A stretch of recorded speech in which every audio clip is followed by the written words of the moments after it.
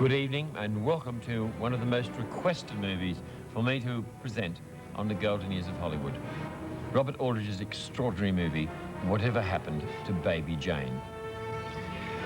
Baby Jane is quite a picture, and not the least of its fascinations is seeing two of the great female stars of the screen together. In the 1940s, both were at Warner Brothers at the same time for a while, and there was a musical made called Hollywood Canteen. Now, Bette Davis had a lot to do with the running of the Hollywood Canteen, and she was in it, and Joan Crawford also appeared in it. She was actually making her debut at Warner Brothers at the time in this film, but they never appeared together. During the 1950s, Joan Crawford made some memorable movies, among them Queen Bee and Autumn Leaves. When she made Autumn Leaves, she appeared with Cliff Robertson, who always spoke highly of her after that, under the direction of Robert Aldridge. And she rather liked working with Robert Aldridge, and she said to him, "I wish you could find a vehicle to bring Bette Davis and myself together." A few years later, in the early 60s, Robert Aldridge read the novel Whatever Happened to Baby Jane by Henry Farrell, and he sent a copy to Joan Crawford. And right from the start, she wanted to appear in that film, and she wanted to play Blanche, not Baby Jane. And obviously, the part of Baby Jane was ready-made for Bette Davis. There they are, the three people behind this picture. Robert Aldridge, the director, in the middle, Joan Crawford, dressed to the nines on one side, and Bette Davis, a little more simply dressed, on the other. It appears at functions where they met together prior to the filming, Joan always came looking like a movie star, and Bette came just a little bit more laid back, a contrast to the performances they were to give in the film.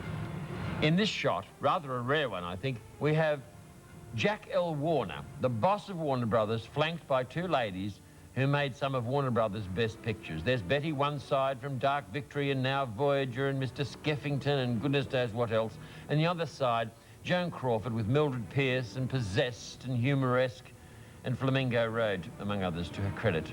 It was quite a meeting where everybody was good pals. And here's Bette Davis, glamorous and looking a movie star, at the premiere of Whatever Happened to Baby Jane, which I believe was not attended by Joan Crawford. It's said that at the premiere of Whatever Happened to Baby Jane, or one of the premieres, when Bette Davis actually sat and watched the whole film, she'd never seen all of it before, she became very upset because of the way she looked on the screen.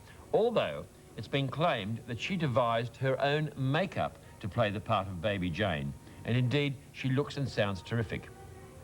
There is dynamic contrast between the two women, one giving the part all it's worth, the other somewhat laid back.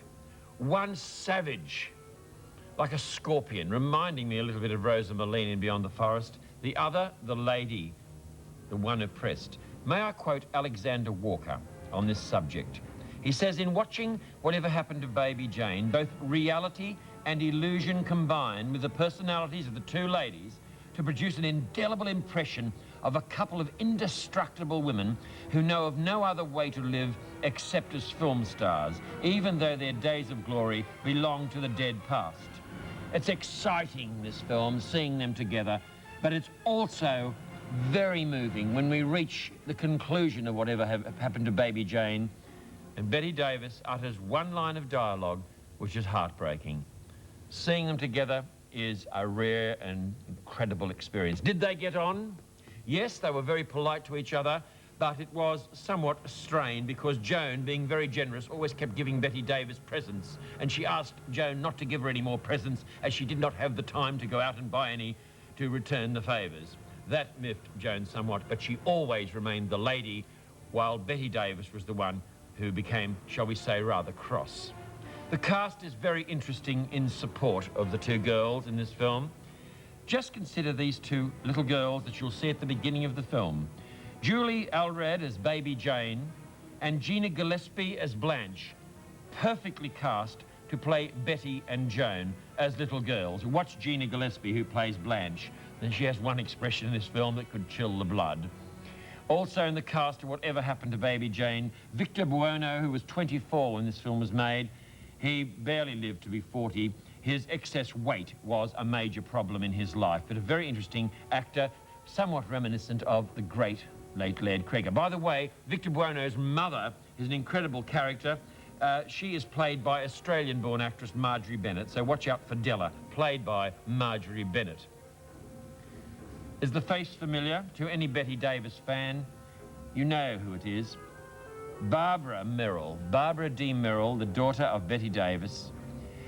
Barbara, in recent years, wrote an awful book about her mother, which caused her mother a great deal of strain and upset, and I don't think much of her for that. Whether it's truthful or not, she didn't deserve the calumny and the heartbreak that came her way because of the book her daughter wrote. It's interesting to see her in the film playing the daughter of Anna Lee.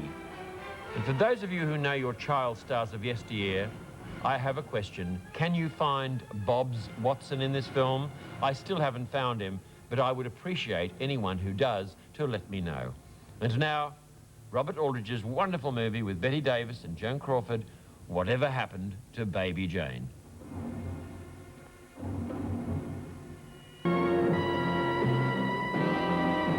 I can remember seeing Whatever Happened to Baby Jane in the early 60s, there's 26 years ago, and it seemed so shocking. And I think part of the shock was seeing Bette Davis and Joan Crawford looking more like their real ages, and it was very disturbing. But what a lot of people seemed to miss when it came out was that there was another edge to Whatever Happened to Baby Jane.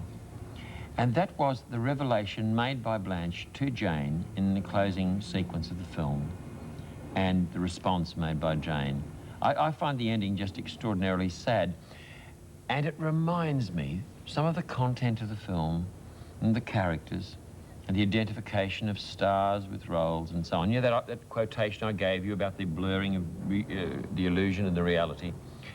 Robert Frost's words, which I've been led to believe were written about Marilyn Monroe, or they have been used about Marilyn Monroe, and the words go something like this: no amount of having starred atones for later disregard or stops the end from being hard. And I guess for some, the end must be very difficult. It's an interesting film, isn't it? Well, let's change our mood a little. When the film was due to go into release, Charles Addams did this special artwork. I love the reaction being made by the Addams family to what's going on in the Hudson House. I hope you enjoyed seeing that little extra added attraction to our program tonight. Next Saturday night, we have something very interesting. We have two films about the theatre, and the star of each one won an Academy Award for the performance in question. We begin next Saturday night with The Country Girl, with Grace Kelly in her Academy Award-winning performance, co-starring with Bing Crosby, who's brilliant, and William Holden, who has the most difficult part in the film to play, and play well. The Country Girl, from the play by Clifford Odets, is strong drama. I heartily recommend it. And following The Country Girl, something somewhat rare. A film with Ronald Colman called A Double Life, directed by George Cukor with a brilliant script by the Canaans. This film, A Double Life, gave Ronald Colman one of the most extraordinary opportunities in his whole career, and he made the most of it and won himself the Academy Award. Ronald Colman in A Double Life, Grace Kelly in The Country Girl. What a tremendous program, both about the theatre and each of them quite different. If you're watching in Brisbane, the Golden Years of Hollywood, next Saturday night, your film will be Escape Me Never. It has a wonderful musical score by Eric Wolfgang Korngold. Escape Me Never comes from a novel by Margaret Kennedy, who wrote The Constant Nymph. And the stars Errol Flynn, Ida Lupino, Eleanor Parker, and Gig Young. I think you'll enjoy this romantic drama with the glorious music of Korngold. In a few minutes' time, Our Hearts Were Growing Up.